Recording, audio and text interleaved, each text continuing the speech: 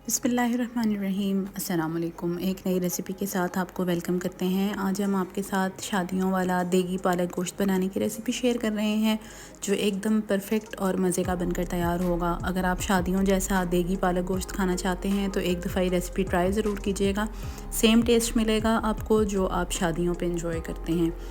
Channel पर नए हैं तो ये रेसिपी देखने से पहले हमारे चैनल को सब्सक्राइब कर दें और इस रेसिपी को शेयर करना बिल्कुल ना भूलें। ये पालक गोश्त बनाने के लिए मैंने एक पतीली ली है और उसमें 1.5 किलो पालक जो है वो शामिल कर दिया है। मैंने 1.5 किलो पालक लिया था, उसको अच्छे तरीके से जो है वो मैंने डंडियाँ अलहदा कर ली थी और पालक को मैंने बारीक काट लिया है। ये टोटली आपकी चॉइस है। मैं पालक को ग्राइंड नहीं करना चाहती, जिसकी वजह से मैंने पालक को बारीक काट लिया है और मैं बाद में इसको वुडन मैशर की मदद से मैश कर दूँगी। अगर आप ये प्रोसेस नहीं करना चाहते तो फिर आप साबुत पालक के पत्ते लेंगे और उसको सेम प्रोसेस से हल्का सा बॉईल कर लेंगे। तो तकरीबन हमें 5 से 7 मिनट तक जो है इन पत्तों को बॉईल करना है। जब आपको लगे कि ये इसमें हीट आने लग गई है तो फिर हम इसको ढककर कवर करके रख देंगे और फिर 5 से 7 मिनट तक हम इसको जो है वो पकने के लिए रख देंगे मीडियम हीट पर। हमें बहुत ज़्यादा तेज़ आंच पे इसको पकाना नहीं है। मैंने इसमें कोई पानी शामिल नहीं किया, कोई मिर्च मसाला इसमें शामिल नहीं किया है। बस पोटैटो मैशर की मदद से मैंने इसको बॉईल करने के बाद जो है वो अच्छे से मैश कर लिया है। तो ये टोटली आपकी चॉइस है। अगर आप साबुत पत्ते बॉईल कर रहे हैं तो फिर आप इसको ग्राइंड कर लें और अगर आप ज़्यादा मेहनत करना चाहते हैं, टेस्ट ज़्यादा अच्छा लेकर आना चाहते हैं तो फिर आप इसको मैश कर सकते हैं। वरना अमूमन जो देगी पालक गोश्त होता है उसको ग्राइंड ही किया जाता है। तो ये आपकी चॉइस है कि आप किस तरह से इसको बनाएंगे। अब यहाँ मैंने गोश्त की तैयारी के लिए जो है वो एक पतीली ली है और उसमें 3/4 कप यानी पौना कप तेल शामिल कर दिया है। आधे कप से लेके पौने कप तक तेल इस्तेमाल किया जा सकता है।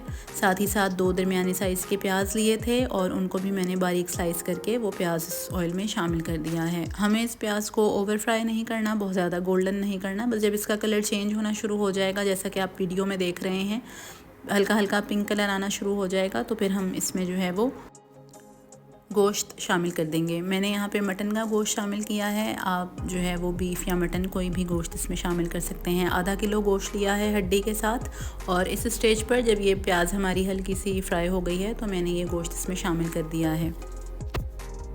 गोश्त के साथ ही मैंने 2 खाने के चम्मच भर के लहसुन अदरक का पेस्ट लिया था, वो भी इसमें शामिल कर दिया है। अब हमें इन तीनों चीज़ों को जो है वो अच्छे से इसकी भुनाई करनी है मीडियम हीट रखते हुए।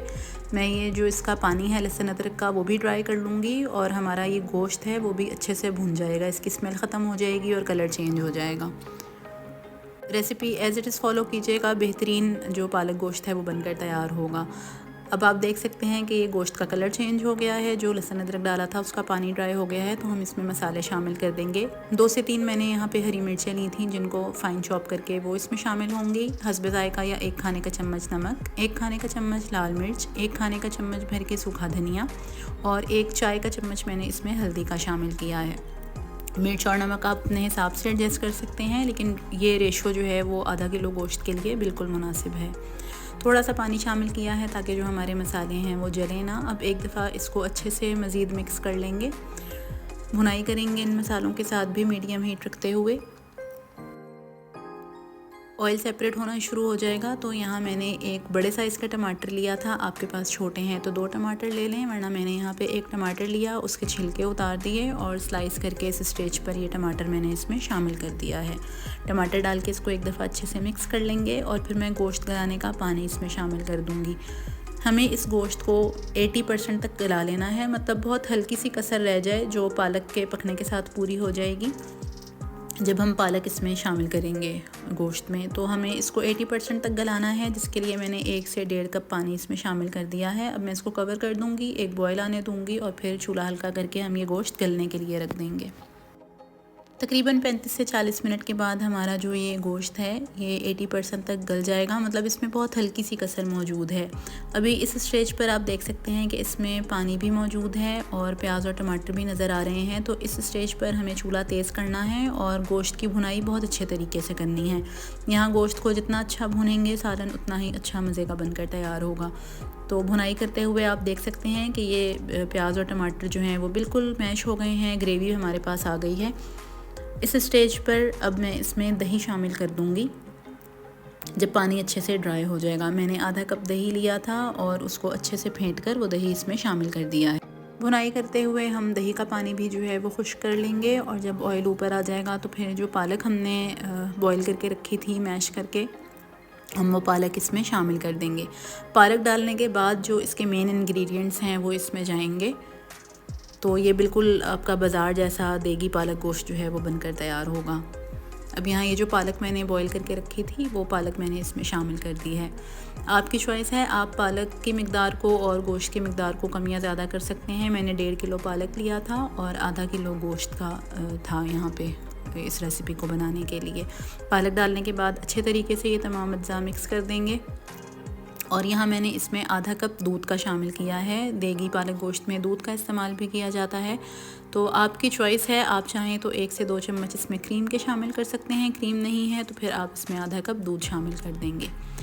पालक डालने के बाद, दूध डालने के बाद मैंने यहाँ पे 1 खाने का चम्मच कसूरी मेथी, 1 चाय का चम्मच भर के पिसी हुई काली मिर्च, 1 चाय का चम्मच भर के इसमें मैंने पिसा हुआ गरम मसाले का शामिल किया है, और आधा चाय का चम्मच मैंने इसमें केवड़ा वाटर शामिल किया है। ध्यान रहे मैंने इसमें केवड़ा एसेंस शामिल नहीं किया, केवड़ा वाटर डाला है। और बहुत बिल्कुल ½ टीस्पून, हमें इसमें ज़्यादा केवड़ा नहीं डालना वरना इसका जो टेस्ट है वो ख़राब हो जाएगा।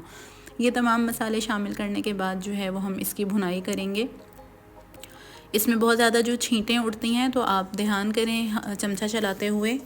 मैंने इसको कवर करके रख दिया था ताकि ये जो गोश्त का पानी है पालक का ये भी ड्राई हो जाए, और हमने गोश्त में जो हल्की सी कसर छोड़ी थी वो भी पूरी हो जाए। तो तकरीबन 10 मिनट लगे थे मज़ीद, इसको मैंने पकने के लिए रख दिया था कवर करके। और 10 मिनट के बाद आप देख सकते हैं कि पानी अच्छा खासा खुश्क हो गया है और जो ऑयल है वो भी अलहदा होना शुरू हो गया है। अब इस स्टेज पर मैंने 1 से 2 हरी मिर्चें बीच से कट करके वो इसमें शामिल कर दी हैं, और फिर चूल्हा मैंने जो है वो बंद कर दिया था। चूल्हा बंद करेंगे तो ऑयल जो है वो साइडों से अलहदा होना शुरू हो जाएगा। बहुत ही मज़ेदार और लजीज़ पालक गोश्त बनकर तैयार है। आप इसको बिरयानी राइस के साथ, तड़का राइस के साथ, जो ज़ीरे वाले चावल होते हैं उसके साथ, और इवन रोटी पराठे के साथ सर्व कर सकते हैं। आप इस रेसिपी को एक दफ़ा ट्राई ज़रूर करें, हमें अपने फ़ीडबैक से आगाह करें। यकीनन ये रेसिपी आपको अच्छी लगेगी। अल्लाह ताला हमारे और आपके रिज़्क़ में बहुत ज़्यादा बरकत रहमत अता फ़रमाए। मज़ीद नई रेसिपीज़ के साथ हाज़िर होंगे, तब तक के लिए इजाज़त दीजिए। अल्लाह हाफ़िज़।